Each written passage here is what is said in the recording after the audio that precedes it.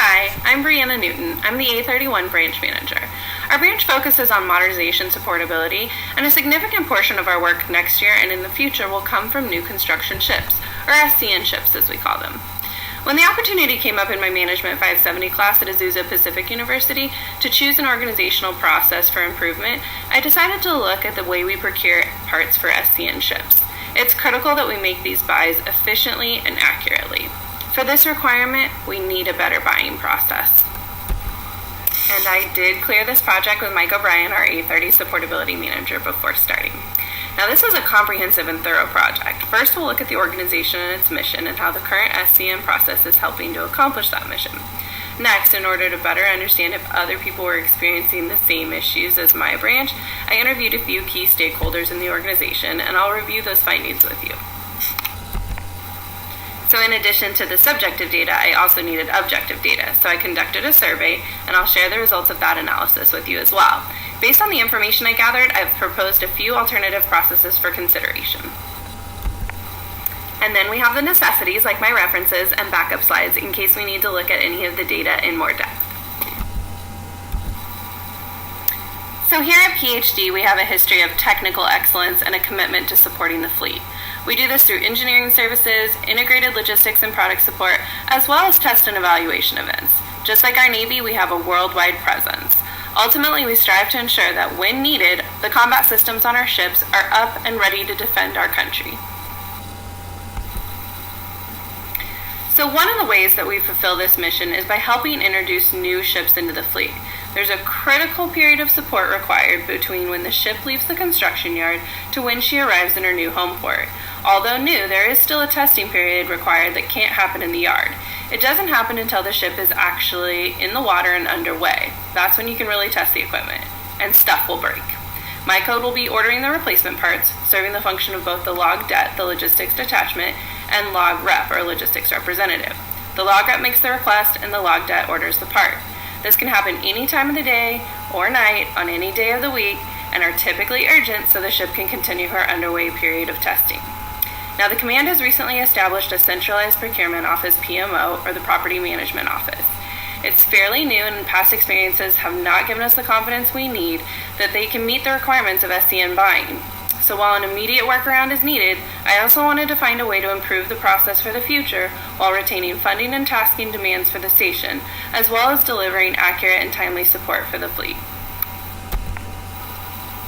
So some of the symptoms that we've experienced in the past that have given us a reason to doubt that this process will work is that orders are taking more than 12 hours to be released. Like I said earlier, often these parts for SCN are critical and urgent. I've had some items, although not SCN, take months, which is still unacceptable. Orders can come in at any time, but right now, PMO is Monday to Friday, normal West Coast business hours. When using their database called SharePoint, as the approving official, I'm not able to verify all the data fields that I would want to, like the delivery address is an important one. Also, when mistakes are made, we fear that we're forfeiting a $100 surcharge, but it's only right that services be rendered for that fee. Also, over the last 7 months and 200 plus orders that I've approved, we've wasted countless hours and money correcting mistakes and pushing for purchases to be made. Here's a list of key stakeholders that are affected by this process. Those of us in the A30's division that support SCN, my log rep, project engineers, of course PMO, command leadership, and our sponsors at the program office, and most importantly, the sailors in the fleet. Here's a flowchart of a procurement process in its current state. The requirements generator, in this case the log det, has to screen the part request that the log rep submitted, ensuring that the part number and stock number match, that it's available in the supply system, and the minimum buy is met. Next, the requirements generator enters the order into SharePoint. Once received, a tech screener from PMO will essentially make the assessment that the log det did. This is part of the service they provide, but we found that in order to get the right information plugged in and ensure the right amount of funding is available, we have to do these steps anyway, before the order even gets to the tech screener. Once the tech screener confirms the information, the order goes to a financial approver to verify funding is available, which again has often already been done. Next, the order goes to a branch manager to review what I can see on the user interface. After that, it goes back to PMO and a purchase requirement is created and submitted into ERP, a tool for enterprise resource planning. Then when it is approved, the purchase can be made and the part expedited by the log rep for delivery to the fleet. Ultimately, we want to have an established, reliable, and proven process in place for procuring parts. Some of the ways we'll know when and if we meet this goal is if orders are being released within the 12-hour window directed, standard operating procedures have been drafted, and an official process flow has been diagrammed and agreed upon. Also, when a contingency plan has been provided for after hours and systems outages. So to begin, I chose a few of our key stakeholders to interview. I wanted to better understand their perspectives on our process in its current state, as well as their thoughts on its future state. I talked with 2 of the employees who will be fulfilling the log.dot function. I met with leadership in my division who manage the people, funding, tasking, and processes for SCN. I interviewed 2 of our department level leaders who are helping us intermediate with our command leadership. And then I based some of the answers on previous conversations I've had with the director of PMO. Here I've listed the questions that I used for the interviews.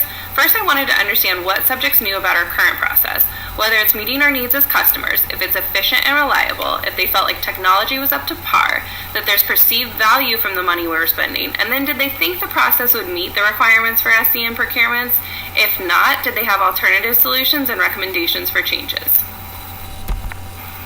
What I found is that most people are familiar enough with the current process to know how things are supposed to be working versus how they're actually working. Identifying a gap between the two, it's underperforming. Therefore, it's not meeting most customers' needs, especially the frequent users like my branch. We're the ones that are experiencing the most delays and rework. What can be especially frustrating is that when we're experiencing issues, the customer service that PMO is supposed to provide can be almost virtually non-existent. You have to be diligent about your own orders and try to follow up by reaching out multiple times. In terms of the user interface, it's good and bad. It seems to change often, which makes it inconsistent, but it also gives hope that it can eventually be manipulated to display all the information we would like it to. However, to date, customer feedback has not been solicited. As far as getting our money's worth, many of the interviewees seemed surprised to hear that the fee for every order is $100.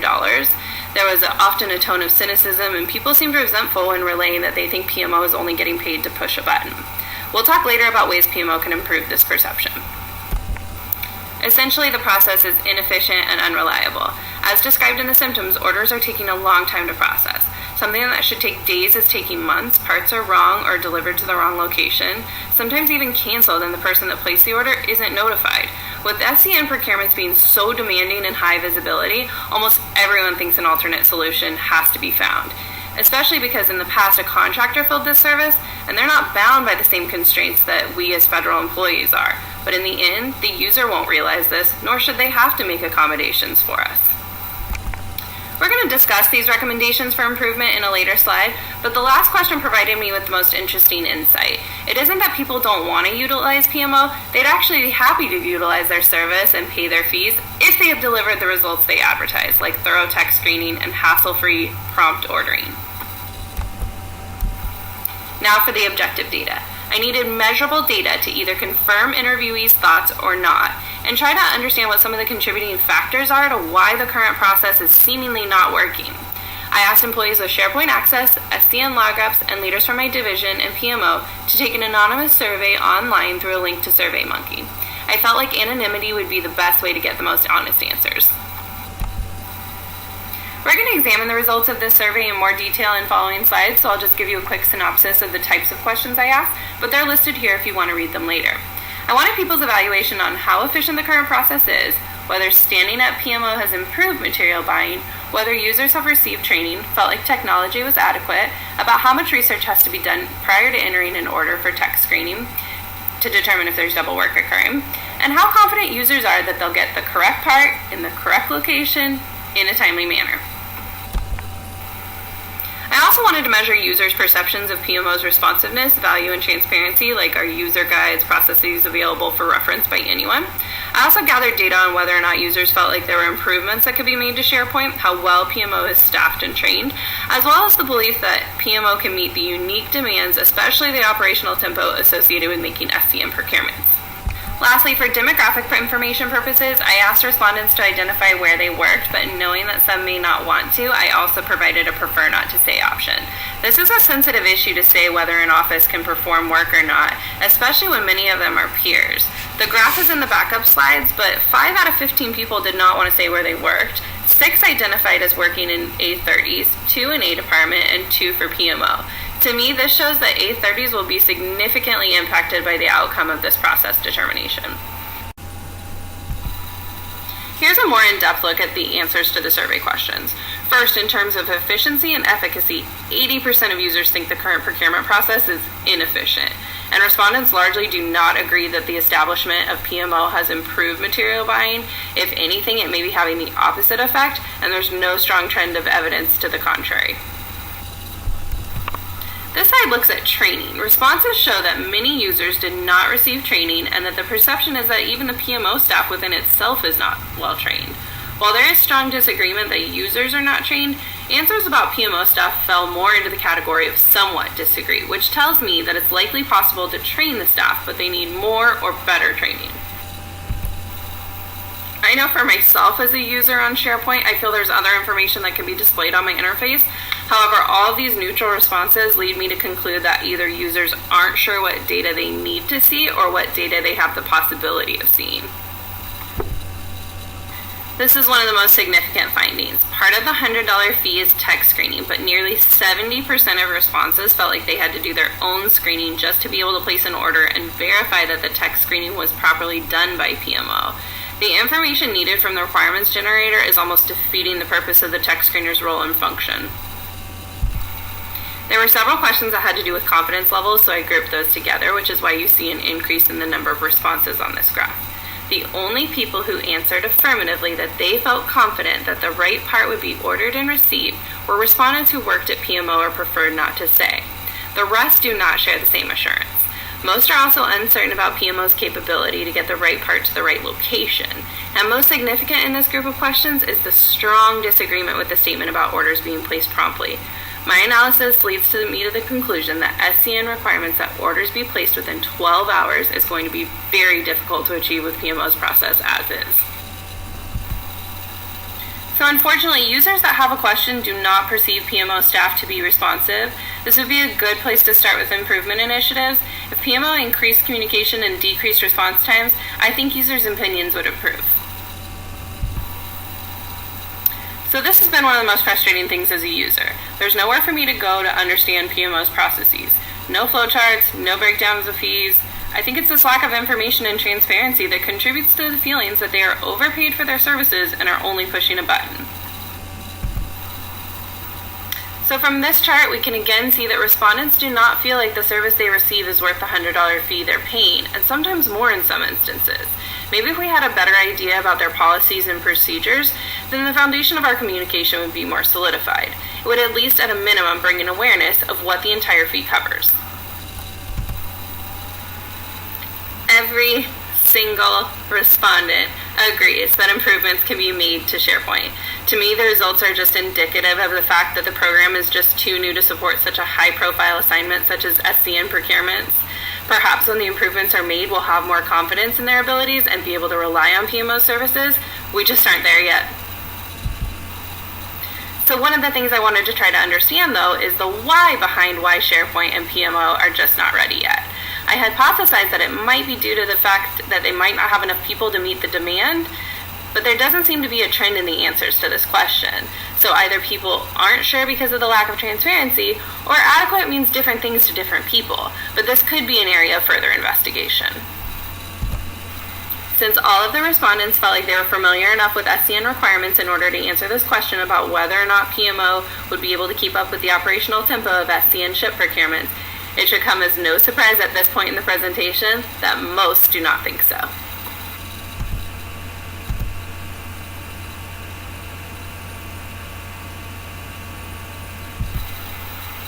Since improvements are necessary, here are some of the proposed alternatives that would help mitigate the risk that the current process poses. The first would be to obtain a permanent waiver so that the log deck could enter orders directly into ERP, not depending on PMO or SharePoint. That would eliminate redundant parts of the process, and we'd have visibility of all the information we would want to see in the interface. Also, we're prepared to do it. We know what to do if the system goes offline, unlike SharePoint, and we'll have control over how long it takes to get a request released. The second recommendation is related to the first, but this waiver would be temporary instead of permanent. We would get all the same advantages of those on the previous slide, but we'd also be working towards the goal of transferring this process to PMO once our systems and training were adequate. If need be, this would also give them time to hire, and we would be saving money during the first 2 shifts because we wouldn't be paying to correct mistakes like the wrong part to the wrong place, and we would handle all of the weekend work instead of paying someone from PMO to be on call. This is what the process flow would look like with a waiver in place. As compared to the current state, this shows the elimination of tech screening an item twice and highlights the efficiency of us entering the order directly into ERP by having to go through SharePoint and then ultimately having a PMO employee enter the order into ERP anyway. The final recommendation is that if we're not granted a waiver, we'd like to incorporate a PMO employee into our workspace. We'd work together to improve documentation for PMO like standard operating procedures and process flows. The physical relocation would increase interaction and accountability. So here's what the process flow would look like for that recommendation. There are still some steps that would need refinement and to know if they were even possible, but with the PMO employee performing the log debt function, tech screening would only be done once, and ideally the branch manager could approve that both the funding was in place as well as the order to help with the 12-hour turnaround. PMO would also continue to receive the service fee of $100, but the value would be a lot more evident. So that wraps up my presentation. Thank you for watching. I'm looking forward to presenting this to my department and implementing a more efficient and effective process that is proven and reliable. What follows are my references and backup slides.